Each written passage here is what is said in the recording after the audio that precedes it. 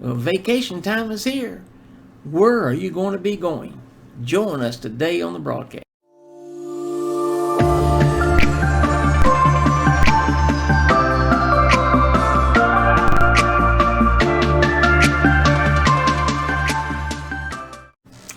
Well, welcome to Life Notes for 5 June 2023. We're going to give you some ideas on visiting national parks and museums. So there are 63 national parks in the U.S. The largest is, let me get this name right, Wrangell, St. Elias in Copper Center, Alaska. It's over 8 million acres. It is larger than each of the 9 smallest states. That gives you any idea the size of that place. It would probably be very interesting to visit, and I'm planning on doing a visit up there probably within the next 12 months. Another is the Great Smoky Mountains. Been there, beautiful, beautiful place. It's chartered by Congress in 1934, and President Franklin Roosevelt dedicated it officially in 1940. The Smoky Mountains are really unique. It's got a lot of sights, a lot of things around there you can do, see, think. Be sure and check out, no matter where you go, be sure and check out accommodations. Sometimes pictures can fool you.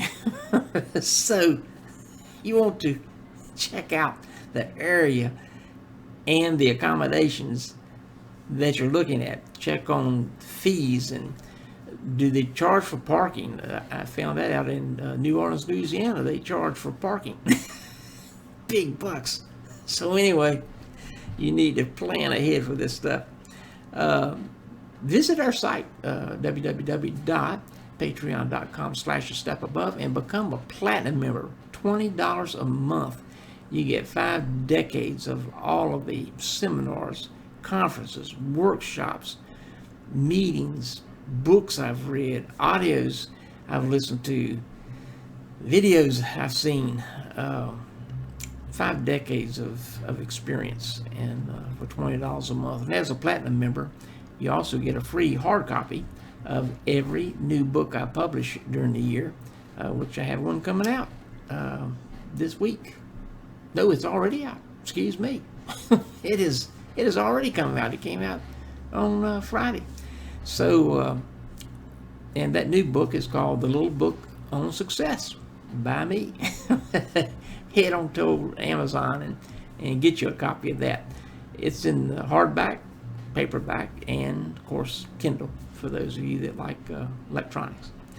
Also, Washington, D.C. If you've never been there,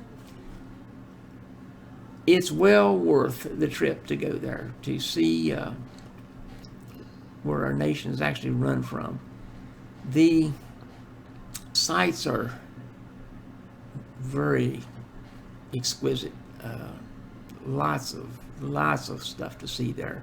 You could spend a week, meaning a 5-day week, in DC and barely scratch the surface. However, plan ahead for money, for cost.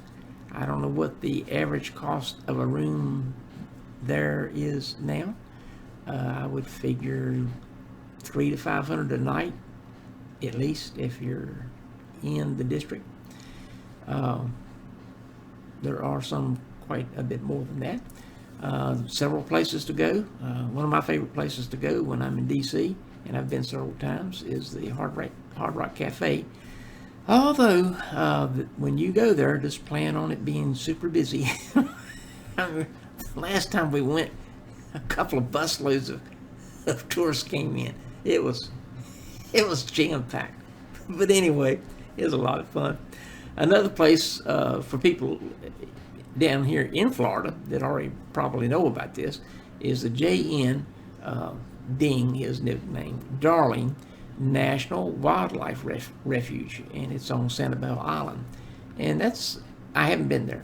I'm going to go check that out, see what it's like. After the hurricane, I don't know. I know several of the walkways and different things that they had there were closed down, and they're reopening them as they can. And next, go online, type in free national monument list. Free national monument list. And it will give you a site to go to and peruse and see all sorts of places that you can go in the United States, and it'll give you information about costs and fees and things like that. Most national monuments, if I'm not mistaken, are free to get into. There are ancillary people that will charge you for tours, but if you wait for a park ranger, the park ranger does it for free. So it just depends on how much in a hurry you are. So to enjoy your trip, plan, try to make sure I get each of these parts. Look at the areas you're considering. Narrow it down to 3 that you and your family agree upon. Check the fees for attractions.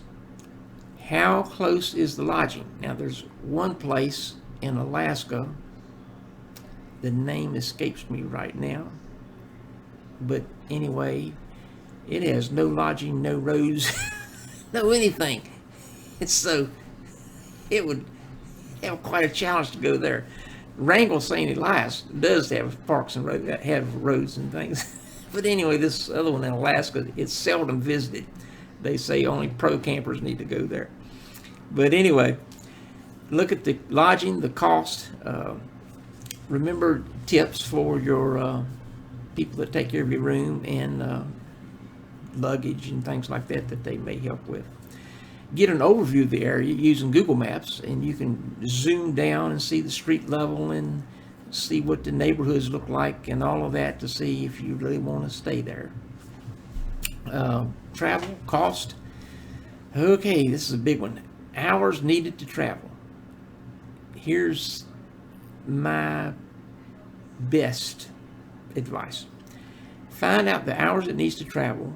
Figure out how long it takes your family to use a potty and eat and things like that. How many times do they stop?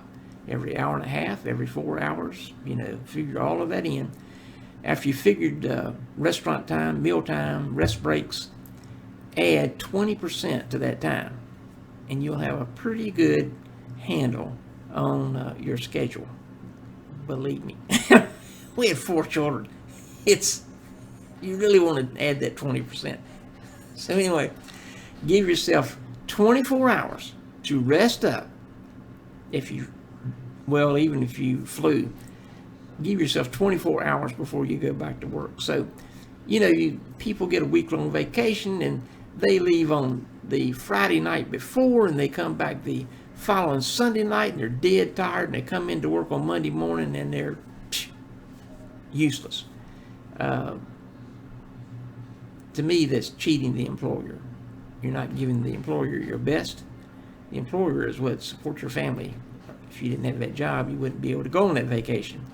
So get back on Saturday and rest up on Sunday. Go to church if you go to church, but rest up on Sunday.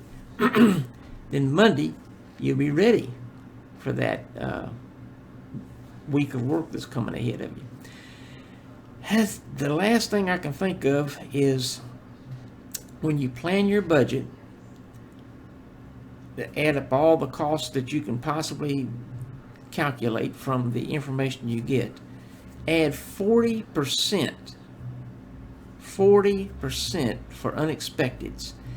If you don't use it, hey, that's great. If you need some of it, you're going to be glad it's there. So say your trip, you're driving somewhere and you've calculated all the costs and it's going to be $2,450. Okay, add 40% to that. So add $960 just in case. Car could break down. There could be some kind of emergency, or maybe there's something that one of you or one of the kids wants that's a little pricier than you anticipated, but you've got that cushion. It's very important to have that cushion. Okay, see you guys next time, and next week I believe we're going to be talking about local attractions in museums and parks.